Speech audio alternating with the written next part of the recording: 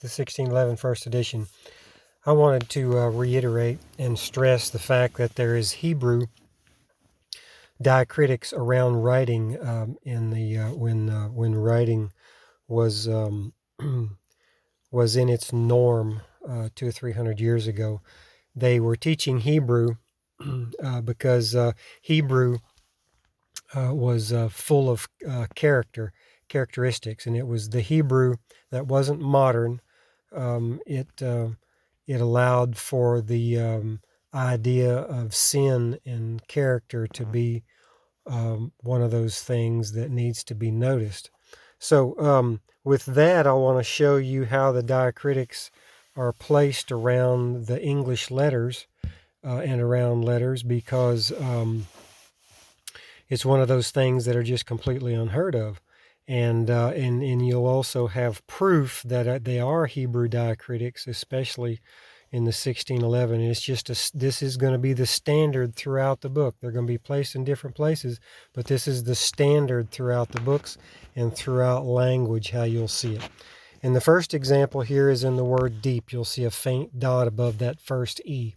And notice the window or the eye of that first E has an iris, like you and I would have an iris. Like this little E now is turned into a little creature. But let's focus on the E straight up above. It's just at the top and just to the side of the point in the middle of that letter.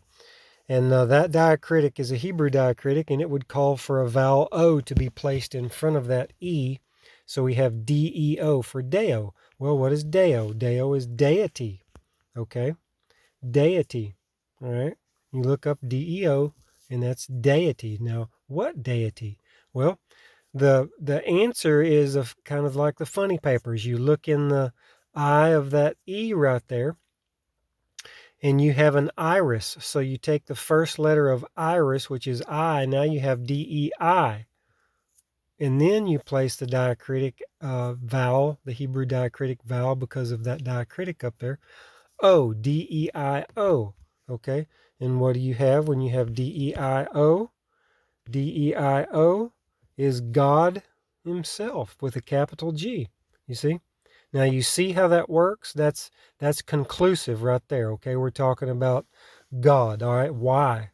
Why are we talking now? Now you could be saying, well, that's just, that's a pretty good combination of letters there that are kind of handy.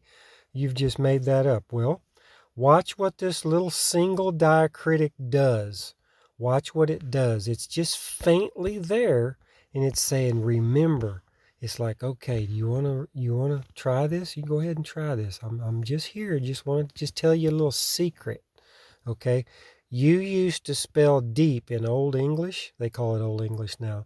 But the way that you're supposed to spell deep, okay, and the way that y'all spelled it, you used to spell it as D-E-O-P, with God inside of the word deep. And you say, let's just try that. Let's look over here. And look at there.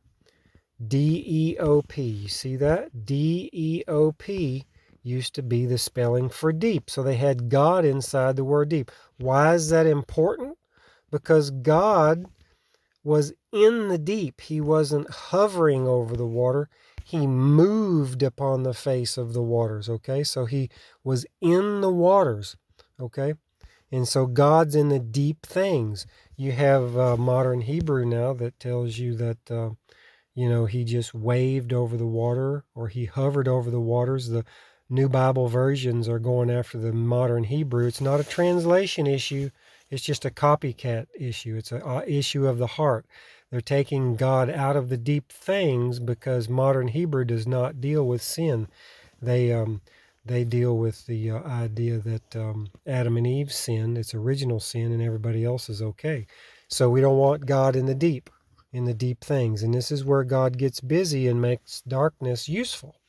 And here's another little example right over here. You see that prominent diacritic there in front of that E? Well, that's an Ashkenazi shin letter. So you would have a diacritic right there. They threw a diacritic there to tell you more about the word, what they mean by the thinking.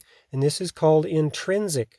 Okay, that's why these diacritics are around here. That's one way of giving you more thought about the words. Okay, more mercy. More words, more thought, more mercy.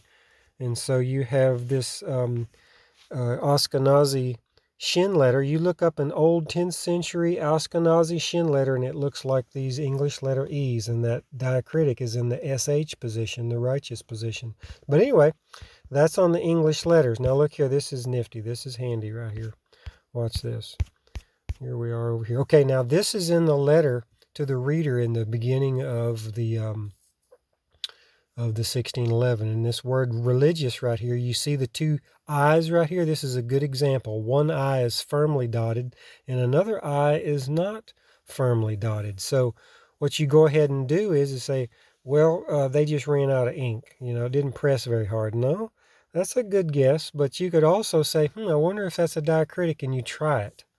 Well, it's the same thing back over there in Genesis. You have it top center, wanting to go to the left, but it's top center nonetheless. Let's just try it. G-I-O, okay? And G-I-O is a whole other word. And if you read this particular narrative, you just have to take my word for it. This religious narrative is talking about someone creating this Bible and putting this Bible together and checking things out, and is a bridge from the old way of looking at the Bible, where it was restricted, to the new way of looking at the Bible, where it needs to be public and it needs to be brought out into the open and made public, and so we could have discourse. And so this GIO is like a bridge.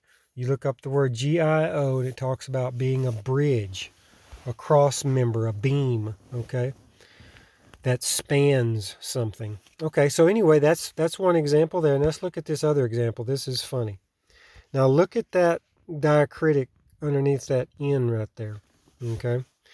And look at the O next to that N. Look at the iris in that O looking down at that diacritic. Okay, it's like saying, notice that. Look at that. Look at that there. Now look at the D down below and look at the iris in the D. It's looking up at that diacritic. Isn't that funny? Now that's just amazing. And if you read the narrative and put all this together, and you wonder why it's saying, notice this, and you'll look up, you'll put the diacritic, you'll place the vowels around these consonants, and you'll see why it's talking about it's referencing you to notice this. Isn't that funny? And that's just they just no holds barred in language. They want you to have the highest intrinsic value in language, and they want you to have the highest thinking in the language, just like you and I have to think when we talk. That's what this language did. So they give you a good understanding about what they're saying, and you can't just think what you want to about what they're saying, you see. And so that's what this is all about. This is also in the letter to the reader in the front of the 1611. Anyway, that just kind of gives you an idea of what's going on here, and that kind of gives you an understanding that these diacritics aren't here by accident. We found the way that this Hebrew was referencing and saying, hey, y'all used to spell deep, D-E-O-P. Now, we need to make sure God is in the deep. He's not hovering or waving. And you look at all your new versions, they're following that modern Hebrew. And it's not a translation issue. Well, this manuscript said this, and this manuscript said, no. All it is just simple spelling. It's God's spell. Jesus came into Galilee preaching the gospel of the kingdom of heaven. And he said, repent and believe the gospel. And in Matthew 24:14, it says that the gospel will be preached, and in the end, and during the end. And this is what this is. God has a special way of spelling, and it is the ultimate, most pristine, most pure understanding of his word. It's a finished word, and it went around the world in English. And Hebrew was helping, but Hebrew wasn't able to put it around the world. They didn't want to, whenever it got polluted. So Hebrew is highly polluted, And this is the way Hebrew. If Hebrew is not leading you towards Christianity, it's not Hebrew. It's it's not Jewish. A true Jew would not kill Jesus, but a fake Jew would. You see, that's the whole idea. So we talk about Jews killing Jesus. No, Jews wouldn't kill Jesus, but a fake Jew would. And what's a fake Jew? A fake Jew is a Jew that's not a Jew. You see, he is not all, Abraham is of Abraham. But anyway, we could go on and on. But anyway, this is the verification of the diacritics, and this is a checking your work diacritic about, you go and look and you see the way they used to spell deep. It was D-E-O-P, and Hebrew here is reminding you how we used to spell deep. God was literally in the word deep. Y'all have fun with this, and, this might make your head spin, but Hebrew diacritics were around all, and when I say all writing, I mean all writing. Check out Shakespeare. Check out all these little dots. They're not ink splatter. They are literally Hebrew diacritics, because Hebrew is high in character. And that's what you do before you get into the Constitution and the Declaration of Independence. They want you to check your character at the door, and Hebrew is there helping you recognize your character. God bless.